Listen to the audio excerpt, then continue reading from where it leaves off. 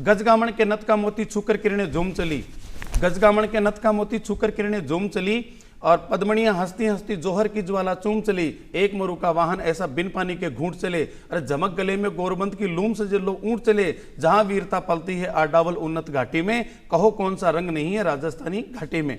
तो राजस्थानी माटी का मैंने देखो जाए ने तो जो तो चाहे इतिहास हो चाहे संस्कृति है बा ऊँटा के बिना अधूरी है। अपना लोकगीता ने भी उठार देखा तो आपनो गोरबंद गीत जगह के मैंने ऊँट का ही श्रृंगार को वर्णन लड़ली दूमा जुमाइए मारो गोरबंद नखराड़ो। एक गृहिणी है जका आपका परिवार का सदस्य मानता है अभी ऊँट का श्रृंगार को वर्णन करे कि गाया ने चरावता में गोरबंद गुतियो और भैंसा ने चरावता में मोती पोया पोया राज मारो गोरबंद नखराड़ो। या आपने पैरान देखो खान पान देखो ऊँट बिना अधूरो है। नर चंगा नारी चंगी ओढ़न चंगा बेस बैठन न करबा भला एड़ो मुर्धर देश। तो राजस्थान को राज्य पशु को 2014 के महीने राजस्थान की वसुंधरा राजे सिंधिया सरकार ने घोषित करो। इको संवर्धन इको पालन पोषण आप राजस्थान का लोग सदियों से करता आ रही हैं। आप इतिहास पर नजर उठावा तो ऊँट का सबसे पुराना अवशेष आपने मिला कालीबंगा सभ्यता के महीने। जिस टाइम का राजस्थान का लोग घोड़ा ने नहीं जानता बी टाइम का भी ऊँट को पालन करता। इको साक्षी कालीबंगा सभ्यता। आप संस्कृति को अध्ययन करा तो अपना लोक देवता भी पाबूजी महाराज जिका के बारे में एक कथा है कि पहली बार राजस्थान में ऊँट पाबूजी महाराज सिंध का लंकेरू गांव से ले रहा है जिसके मैंने हरमल जी देवासीबों को सहयोग करो तो बन ऊँटा का देवता के रूप में आप आज भी पूजा।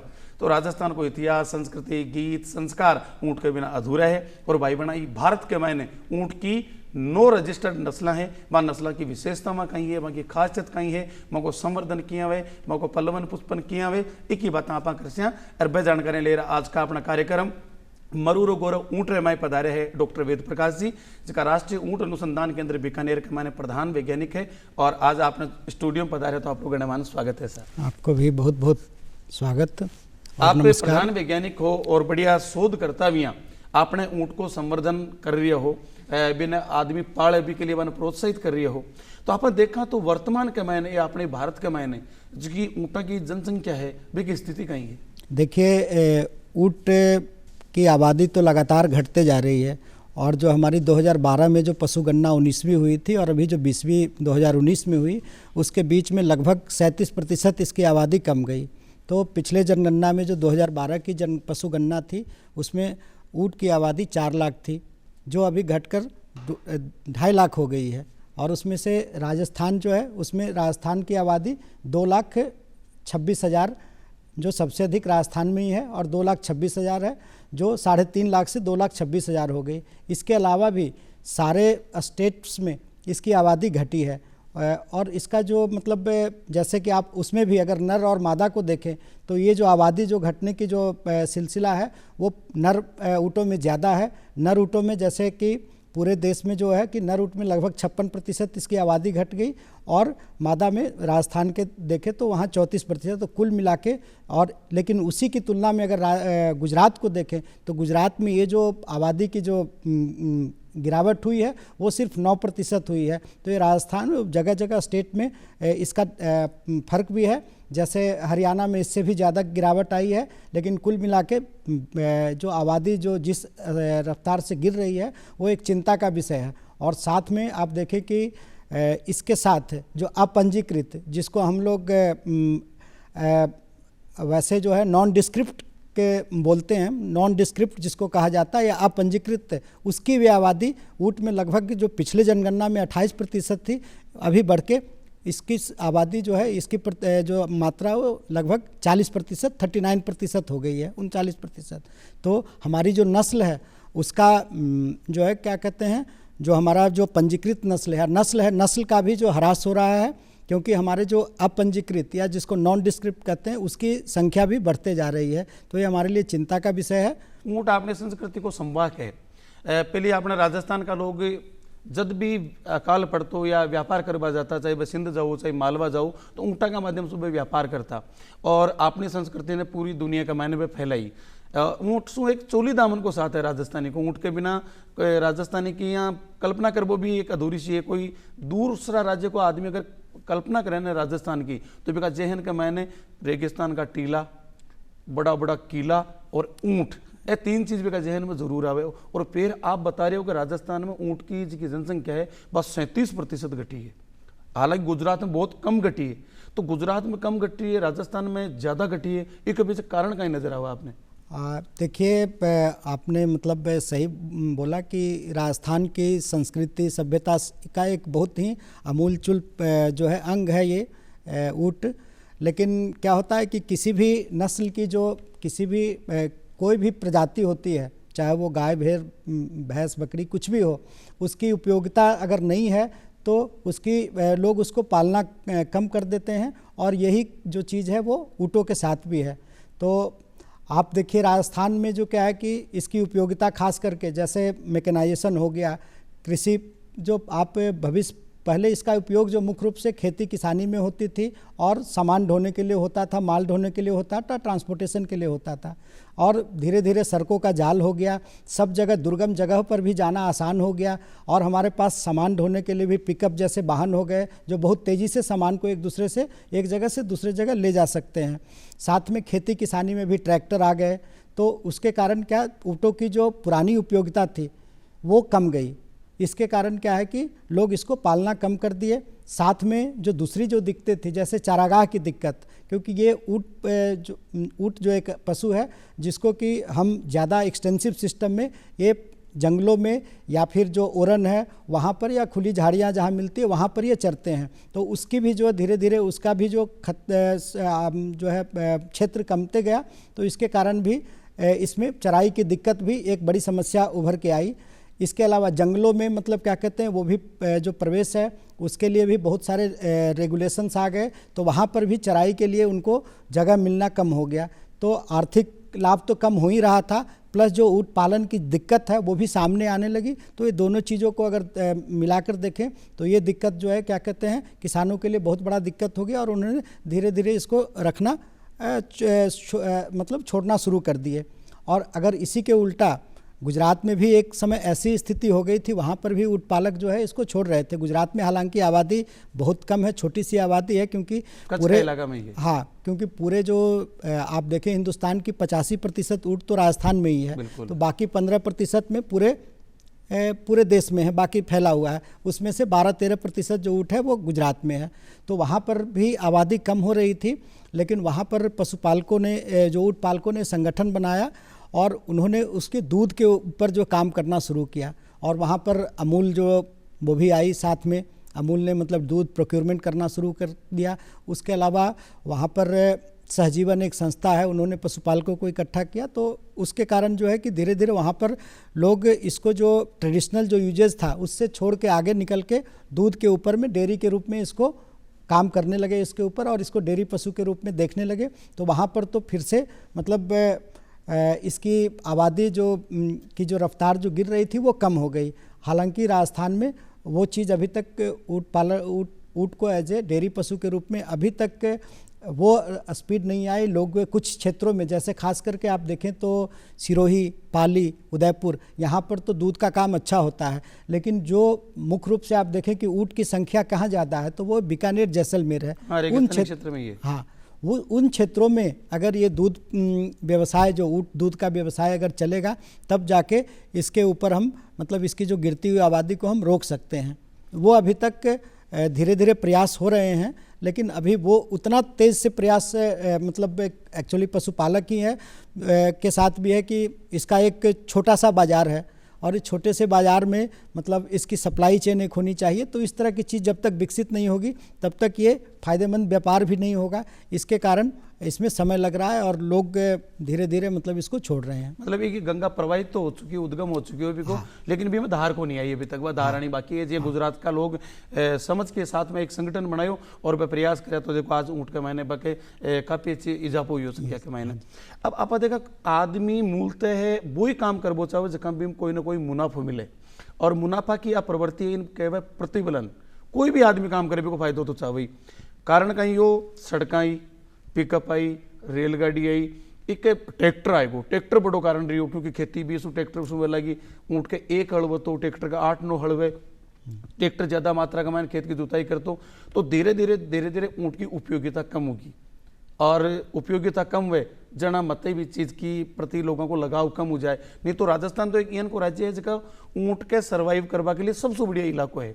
राजस्थान में कहावत है कि छाड़ी छोड़ो ढाक और ऊंट छोड़ो आक। ये राजस्थान के रेगिस्तानी क्षेत्र में केवल आंकड़ों यानी कि वनस्पति जगह ऊंट को नहीं खाए, बाकी सारी वनस्पतियां ऊंट खा जाए, इवन वो सूखा कांटा तक भी खा ले। पानी पीवे तो एक बार पीर वो 7 दिन तक आपको गुजारो चला सके। फिर भी कटे न कटे अपनी मानव की स्वार्थी प्रवृत्ति है। अब इस प्रवृत्ति ने एक थोड़ो प्रतिबलन दे रही है कि दुग्ध उत्पादन की तरफ ध्यान दियो जाए तो वैसे गए, नहीं तो साहब आपने देखा ऊंट को इतिहास गौरवपूर्ण है। बीकानेर का महाराजा गंगा सिंह जी आवा की सेना को नाम हो गंगा रिसाला, जगह हम ऊंट सवारा की सेना ही, और अट्या का गंगा रिसाला का ऊंट और वह सैनिक जर्मनी तक आपकी वीरता को परचम ले रहे हो। जर्मनी सेकंड वर्ल्ड वार के टाइम वीरता दिखाई, भाई गंगा रिसाला बाद में जार बीएसएफ ने दे दी, जो अपनो बॉर्डर सिक्योरिटी फोर्स है, सीमा सुरक्षा बल है।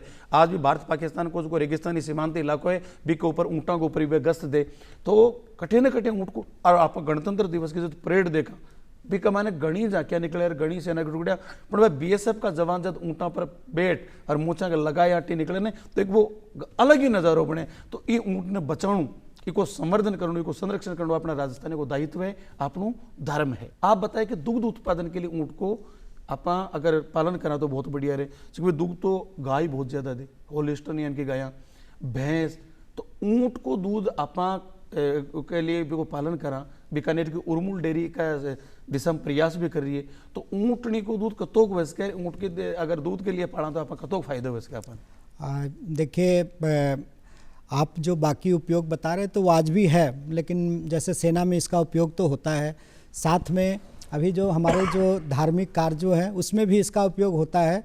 और इसको तो अभी बहुत सारे छोटे मोटे टूरिज्म में उपयोग हो रहा है इसका, तो ये तो है ही, लेकिन ये एक पार्ट है। दूसरा पार्ट है कि अगर इसको हम सही मायने में इस पशु को बचाना चाहते हैं तो इसके लिए कि इसको डेयरी पशु के रूप में विकसित करना होगा।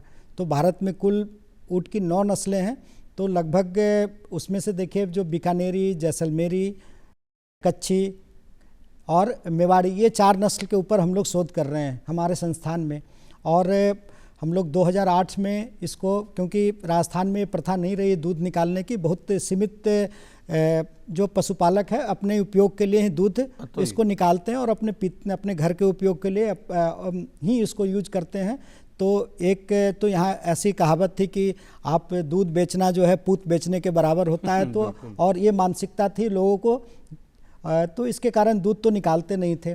लेकिन क्योंकि अन्न उपयोगिता लगभग ख़त्म जैसी हो गई है तो इसके लिए दूध तो इसकी ज़रूरी है। और हम लोग कहते हैं कि ऊँट का दूध जो होता है बहुत ही औषधीय गुणों से भरपूर होता है, और ऊँट को जो है कि मतलब जो है एक चलता फिरता जो है क्या कहते हैं औषधि का भंडार है ऊँट। बिल्कुल है साहब। तो क्योंकि ऊँट के दूध में बाकी चीज़ जैसे कि उसमें फैट प्रतिशत कम होती है, नॉर्मली गाय भैंस से या जो भी पशु है उसमें 4% से ज़्यादा है, इसमें 2 से 3%, जो हमारा औसत आता है लगभग 2.5% के आसपास में आता है। तो लोग जो है कहते हैं कि कम फैट के दूध चाहिए, तो उसका सबसे अच्छा विकल्प ऊँट का दूध है।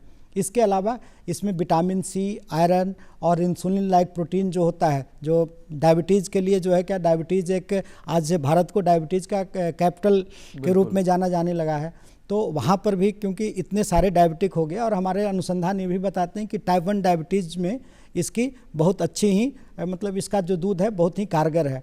तो आप देखें कि भारत में लगभग ऐसे जो है मतलब जो भी डायबिटीज़ के पेशेंट है उसके 10% लोग टाइप 1 डायबिटीज़ से ग्रसित हैं। तो आप उनके लिए लगभग 1 करोड़ आबादी ऐसी है जिनको ये दूध हम पहुंचा सकते हैं।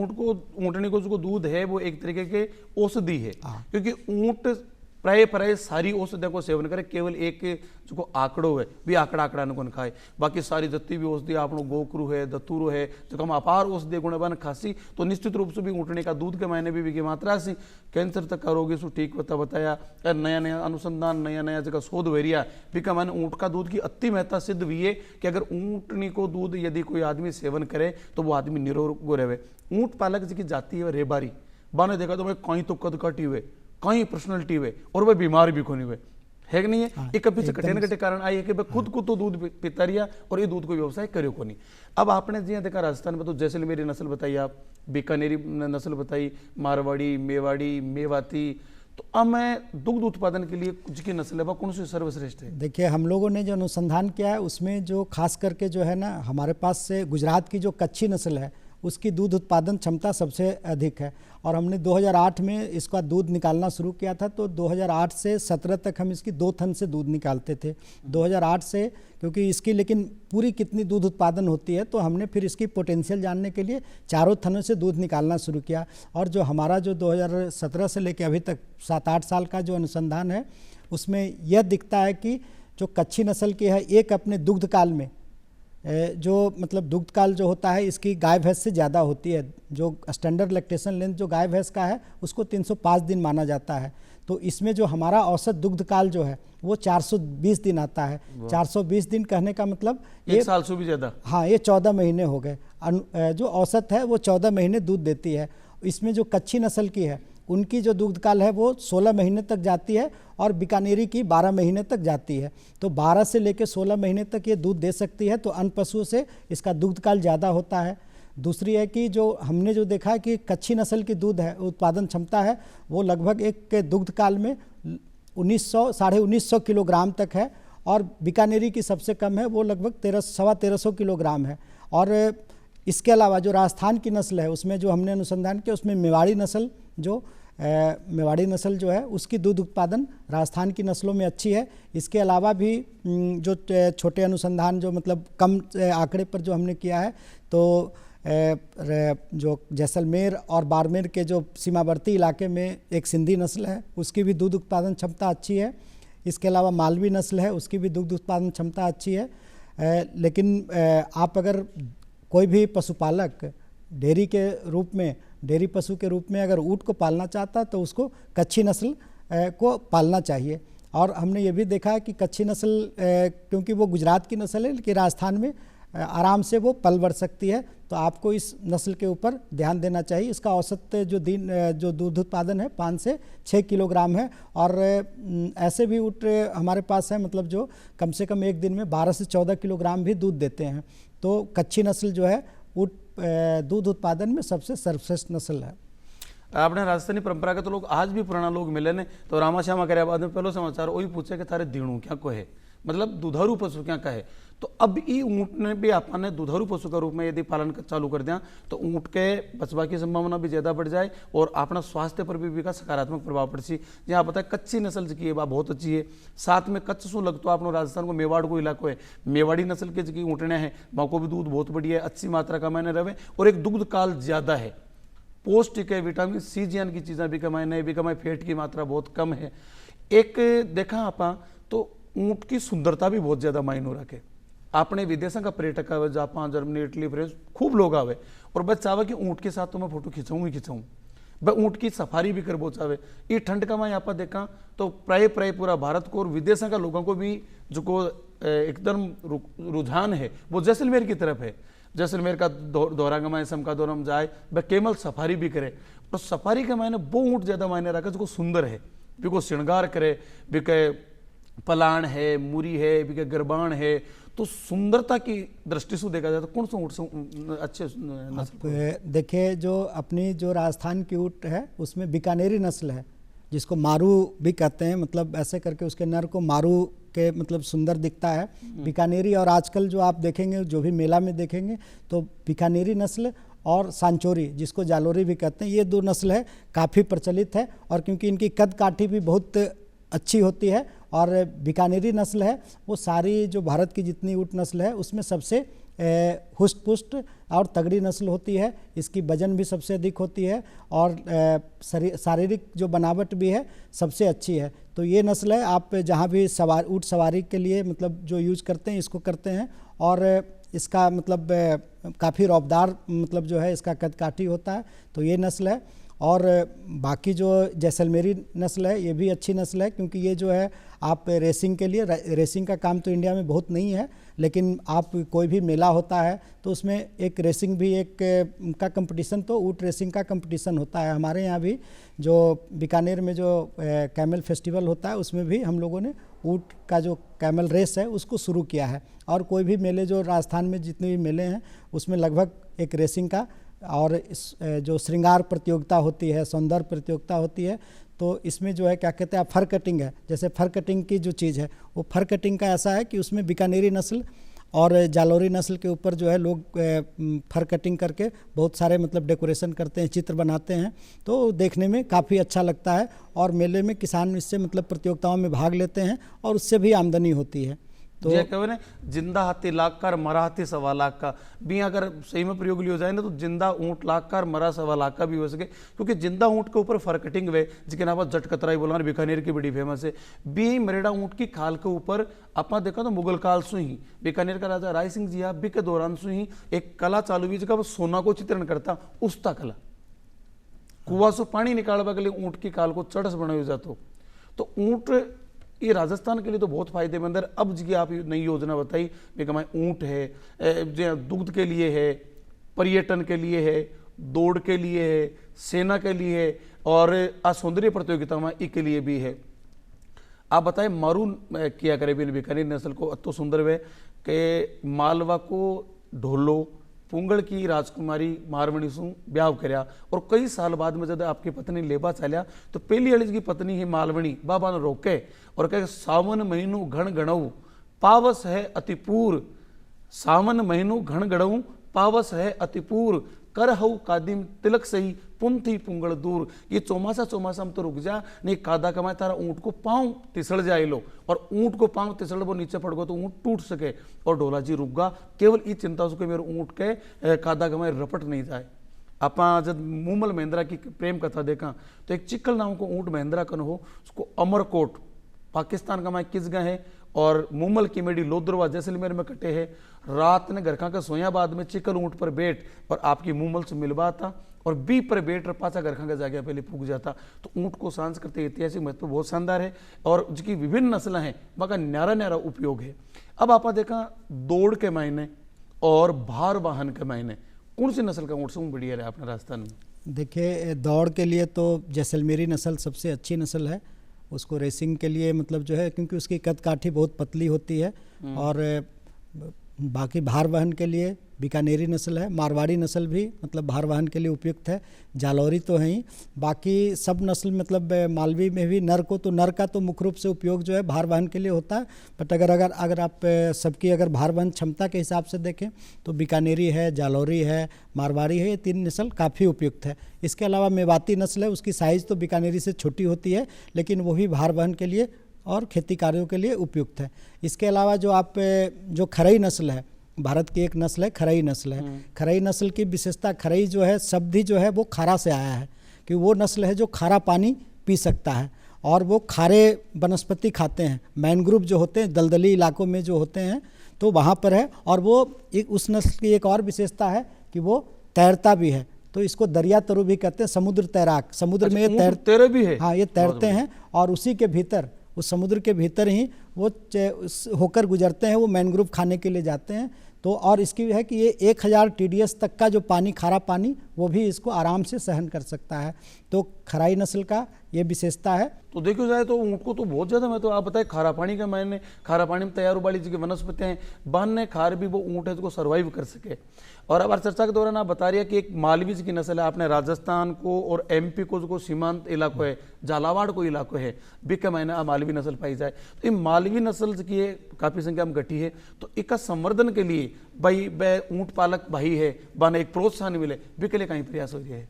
देखिए मतलब अभी 3 जो नस्ल है, मालवी, मेवाड़ी और मेवाती, ये जो हमारा क्रिटिकल कैटेगरी में आ गया है। मतलब इसकी जो मादा की जो है ब्रीडेबल मादा, जो एडल्ट फीमेल है मादा है, उसकी संख्या 300 से कम गई है।